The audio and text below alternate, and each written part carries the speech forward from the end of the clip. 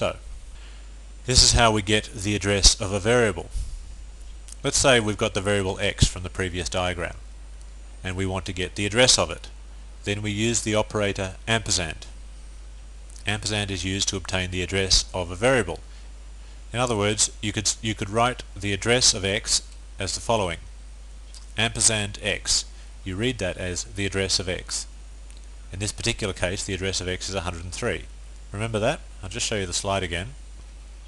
See that? The address of x is 103. So ampersand x is 103. I'm introducing to you a new operator called ampersand, which takes the address of the thing to its right. In other words, it takes the address of another variable. So that's part of it. That's half of it. Now, if you wanted to actually access the value of x by referring to ptr, the pointer variable, in other words, you wanted to get at 5, but you didn't want to access x directly. Don't worry about why you might want to do this. I'll make that clear later. But if you wanted to do that, in other words, you want to get the value of the thing pointed to by a pointer, or it's sometimes described as the contents of a pointer. In other words, well, the thing pointed to by the pointer, the value of the thing pointed to by the pointer, and we'll use ptr from the previous diagram. You get that through the operator asterisk or star. Some people say star, some people say asterisk. It doesn't matter. Anyway, the way you write it is star ptr. It's another operator. And it looks like this. Star ptr. Now, I want to be absolutely clear about what's going on here.